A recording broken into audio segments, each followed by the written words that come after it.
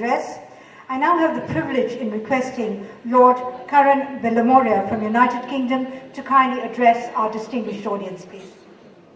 Jagmohanji, thank you very, very much for everything you always do, which I've seen since I started my business 20 years ago, the NRI Institute events in London. I've been to every single one, and you have ceaselessly promoted the cause of NRIs long before the Pravasi Bharati Divas, and now along with the Pravasi Bharati Divas. So thank you very much. And I really cannot resist doing this, and I'm so proud that my friend Justice Mota Singh is now Sir Mota. Many congratulations, Sir Mota. One of the most decent, wonderful people I'm privileged to know. I just want to say a few words, because there are quite a few speakers. And the point I want to make is building on what the Minister, Shashi Tharoor, said. India is the most diverse and complex country in the world by far. No other country comes anywhere near as close. But yet, I believe that the vast majority of Indians feel themselves to be Indian first above their regional identities. I don't know if I can say the same about people in Britain, whether they feel they're Scottish or English or Welsh first or British first, but I know an Indian always feels Indian first. And Shashi Tharoor's analogy of the thali, well, India is pluralist. It's a steadfast democracy, but yet every day 99.999% of Indians, regardless of their religion or their background, coexist peacefully, harmoniously together as one big country. And I'm privileged that in the House of Lords I get the opportunity in my debates, almost without fail, to speak about India. In November there was a debate on unnecessary blindness in the world. Sadly, the country that has the most blind people in the world is right here in India.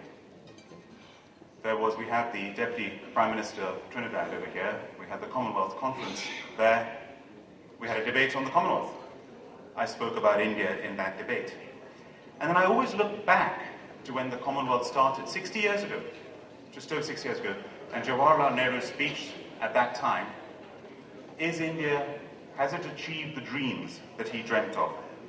And sadly, I don't think we have yet achieved the dreams that Jawaharlal Nehru dreamt of and spoke of in his famous speech. Has this long suppressed nation that he spoke of, has justice, fullness of life for every man and woman been achieved? I don't think so.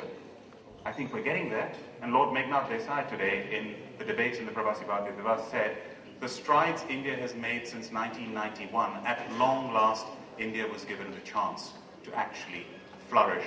At long last, entrepreneurship was truly unleashed in India. And I see now the future of India with this unleashment going from strength to strength and to strength. The India that I was brought up in as a child is history. That was the past, the closed, inward-looking economy. The India today is opening up. And I think the sooner the liberalization continues, the sooner India's progress. And I think with this government now having a clear mandate to do that, we are going to see this go forward. The Asians in Britain, Indians, 2% of the economy in population terms. 4% contribution to the economy in contribution terms. Double the proportion. That's how well the Indians are now doing. And you've got Indians in Parliament, you've got Indians in the top of the civil service. Justice Mota Singh, Sir Mota, who's reached the top of his profession. I could give you example after example of Indians that have just excelled and reached the very top.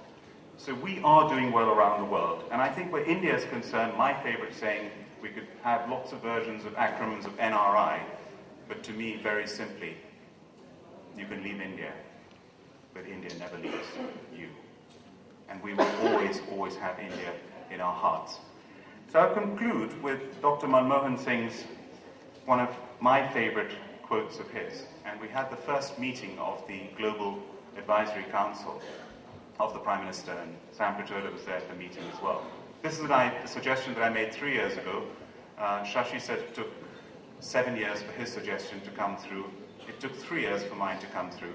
And we had the first meeting, and it was fantastic. And it was a really, really good meeting. And we have a Prime Minister that the whole world respects. And he said this at an event recently. He said to the audience of Indians, "You have every reason to celebrate the success of India, to reap its rewards, to live more comfortably, but never forget that we are where we are because of what our motherland has given us. The time has come to ask ourselves, what can we give her back? India has made us, now let us make Bharat."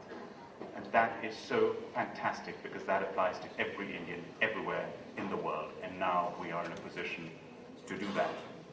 So it's our duty as NRIs, as people who live abroad, to bring the world to India and India to the world.